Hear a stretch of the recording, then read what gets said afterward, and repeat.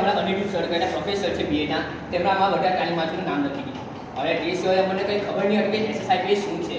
પછી સર મેં અમને પૂછવા ગયા કે સર આ વસ્તુ શું છે, તો અમને બેસાડીને આખા એક બિઝનેસ રીતે સમજાવ્યું કે તમારી પાસે કોઈ બિઝનેસ પ્લાન હશે તો તમને ગવર્મેન્ટ આની ઉપર પૈસા આપશે, અને તમારી પાસે કોઈ એવો પ્લાન છે એની સક્સેસ થઈ ગયો તો તમારી જિંદગી સફળ છે.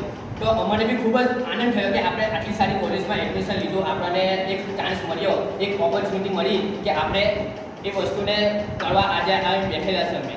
હાલ અમે લોકો બી સ્કૂલોમાં જઈએ છીએ જ્યારે અમારી ટ્રેનિંગ રૂપે, તો વિદ્યાર્થીઓને અમે અમારી તરફથી જેટલું હોય એટલું આપવાની કોશિશ કરીએ છીએ અને એમની પાસે બી મેળવવાની કોશિશ કરીએ છીએ કે એ લોકો કઈ રીતે એમનું થિંકિંગ આપણે એમનો વિકાસ કરવાનો છે. ટીનેજર બાળકો છે, ખબર છે કે શેતાન હોય છે, આપણે બી આપણે ટીનેજર ઉંમરમાં આપણે શેતાન હતા, પણ આપણે એમની પાસેથી એવા સંસ્કારો એમને આપવાના છે કે જીવનમાં એક સારો વ્યક્તિ બને. મને એક મારા સાહેબ છે અહીંયા રાઠોડ સાહેબ કહીને છે, ડૉક્ટર પ્રોફેસર રાઠોડ, તો એક સમયે હું જ્યારે MA માં હતો તેમણે મને પ્રશ્ન પૂછેલો કે ભણવું શું કામ જરૂરી છે. તો એક વ્યક્તિ કીધું કે સાહેબ પૈસા કમાવા માટે, એક વ્યક્તિ કીધું કે સારી જિંદગી જીવવા માટે, બધાના અલગ અલગ પ્રશ્નો હતા. અને તે સમયે સાહેબ મને પૂછ્યું કે તારો શું છે, તો મારા મોઢામાંથી એવું નીકળી ગયું કે સાચી અને સારી રીતે જિંદગી જીવવા માટે ભણવું ખૂબ જ જરૂરી છે, નહીં કે પૈસા કમાવા માટે. તમે એક સારા વ્યક્તિ હશો, સારા ફાધર હશો, સારા દીકરા હશો તો આપણને સફળતા મળવાની જ છે.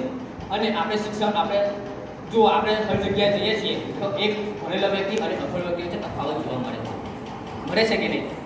તો આપણે મારું બી એક લક્ષ્ય છે, એવું જ હતું કે હું સારું ભણું, મારા સમાજને આગળ લાવું, મારા માતા પિતાનું નામ રોશન કરું, હું જાતે એક એવો માણસ બનું મારા પરિવારમાં કે બધા મારી સાથે કોઈ મને એવું નહીં કે આ આવો માણસ છે.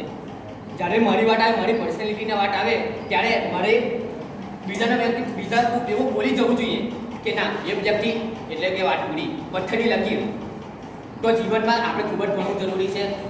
તમને કોંગ્રેચ્યુલેશન, તમે આટલા સુધી આવેલા છો, હજુ વધારે એજ્યુકેશન લો, તમે પોતાનું જે બેસ આપવાની ટ્રાય કરો અને ખૂબ આગળ વધો.